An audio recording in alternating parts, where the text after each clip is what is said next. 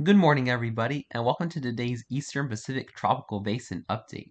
So, Hurricane Norma has exploded to a 125 mile per hour Category 3 major hurricane as of 6 a.m. Mountain Daylight Time, Thursday, October the 19th, with a minimum central pressure of 950 millibars and northerly movement at 6 miles per hour.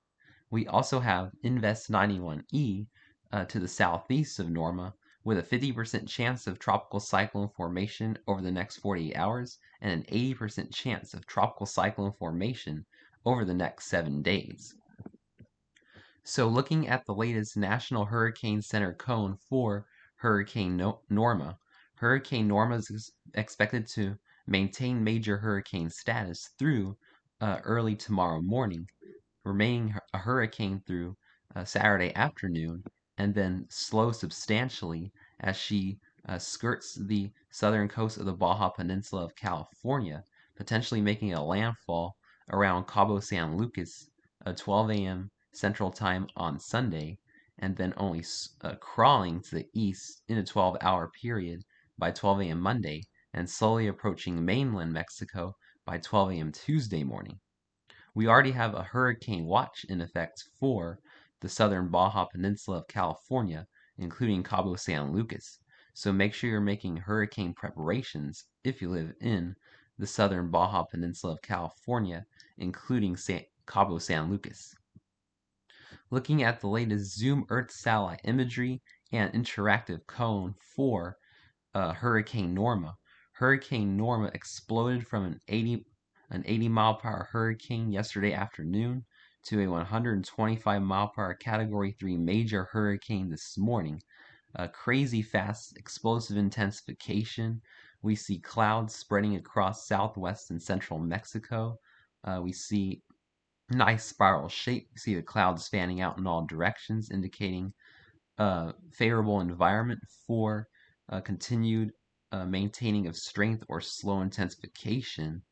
And looking at the latest cone from Zoom Earth, by October 19th, 1 p.m. Central American Time, we're looking at a 130 mile per hour Category 4 major hurricane curving back to the west-northwest. By Friday 1 a.m. Central American Time, a 115 mile per hour Category 3 major hurricane curving to the west-northwest. Friday 1 p.m. Central American Time, slowly weakening to a 105 Category 2 hurricane moving to the northwest. By Saturday 1 a.m. Central American Time, 90 mile per hour Category 1 hurricane moving to the north. And by Saturday 1 p.m. Central American Time, 80 mile per hour Category 1 hurricane approaching Cabo San Lucas. And then by Sunday 1 a.m. Central American Time, a 70 mile per hour tropical storm, maybe about 10 miles to the east of Cabo San Lucas.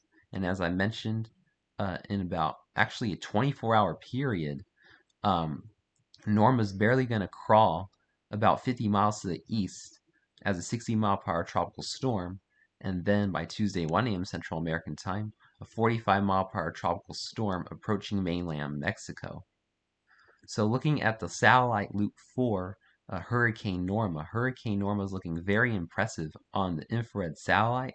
We see an eye that's sort of filled in, trying to develop, and we see the clouds fanning out, especially to the west and pretty much in all quadrants. And we already see some rain bands moving on shore, southwestern Mexico, which is still a few hundred miles to the northeast of the storm. So this is a big hurricane and is going to be producing some long-lasting and widespread impacts.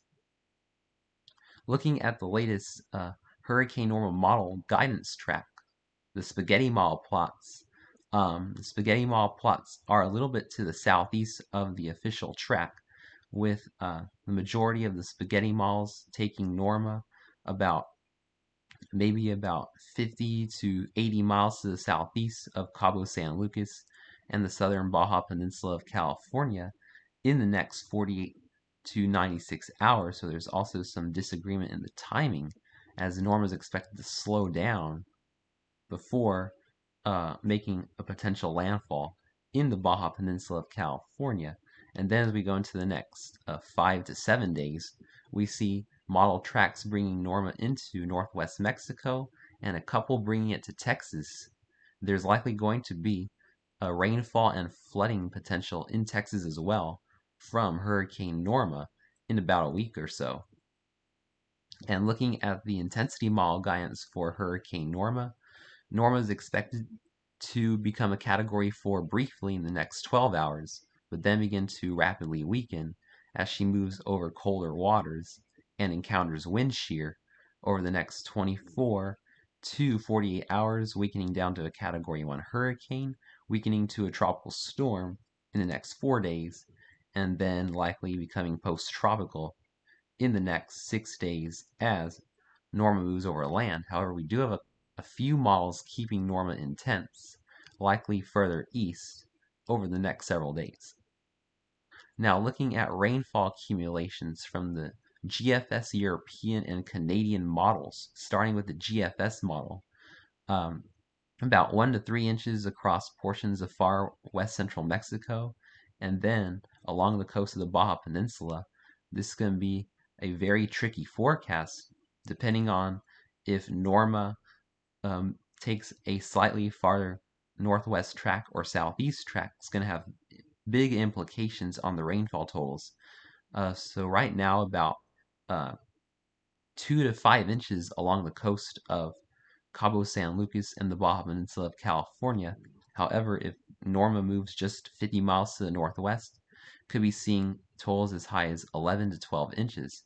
So a big major flooding threat is going to be possible if Norma curves a little bit northwest of the forecasted track. Looking at the European model, we're seeing much of the same with about 1 to 3 inches in the far southern Baja Peninsula, but just offshore, seeing rainfall accumulations as high as 10 to 20 inches. So this is a threat we're going to have to really watch closely over the next several days. And the Islas Marias could also get some big time rain as well, about 1 to 2 inches in the Euro, but the big rain toll is just to the south.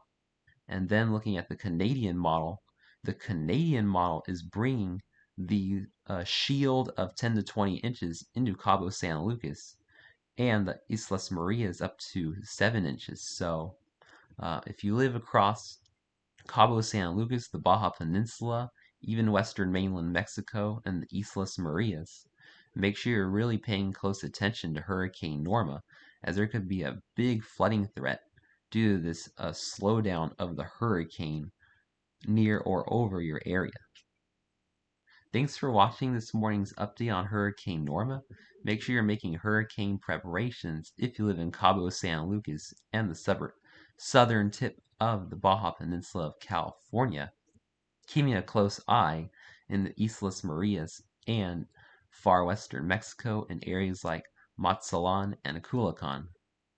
Please stay safe and have a wonderful day, my friends.